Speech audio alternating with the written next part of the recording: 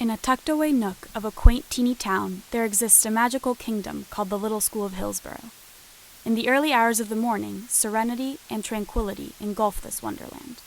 But as soon as 9 o'clock hits, it erupts with laughter and unbounded energy. This wonderland is governed by the Reggio Emilia philosophy, based on the belief that children are competent individuals who can construct their own meaning of their experiences. It recognizes that children have a natural curiosity and predisposition to enjoy the unexpected. Thus, they engage in active exploration and investigation to make sense of their world. Many times, this calls for the integration of the natural outside world within the classroom, allowing children such as Mackenzie to grow alongside her environment. This wonderland teaches students more than just academic lessons, but also life skills like sanding down wood as Eli does, giving them the freedom to use props as they wish, harnessing specific interests just like Andy has. This is a magical wonderland that facilitates and cherishes engaged and interactive learning. A wonderland that brings in special guests from faraway kingdoms to read Dr. Seuss stories, while the children harness their artistic talents to recreate Cat in the Hat.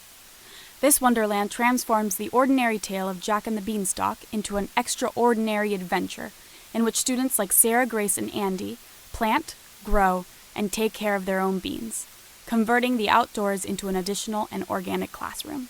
This wonderland has a gourmet chef that is as charismatic as he is creative, inventing original recipes and cooking up new dishes every single day, taking delicious foods from kitchen to table where eager students and teachers excitedly reach out to devour the meal, finishing up with slurps of cool milk, decorating their faces with milk mustaches, because as Rebecca will tell you, if you don't have one by the end of the day, then something has gone terribly wrong. In this wonderland, children and teachers are constantly engulfed by each other's happiness, roaring with laughter during group photos. The wooden log they play on, aptly named the Magic Tree, has aged along with them, truly becoming the heart and soul of this place.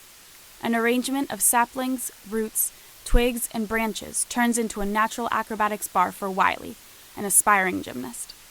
Because of the imagination hardened from teacher to student, its branches are transformed into silly string guns, and the woods into a natural and enchanted playground. This wonderland erupts with energy and liveliness as Elisa, Callum, and Sarah Grace determinedly chase a swift and speedy Wiley. But moments of silence are also welcomed and easy to find. Many times the most perfect and most quiet of spots are found within circular nooks and crannies, alongside a best friend. This wonderland is where one of the most beloved of teachers builds his beloved students a wooden structure for them to play on, one complete with hanging swings, rock climbing walls, and 2 sets of slides that will literally slide down in history as the happiest places on earth. It is a wonderland where playing make-believe princess becomes a reality for Maria, and where Princess Addison wears extravagant gowns and has magical powers.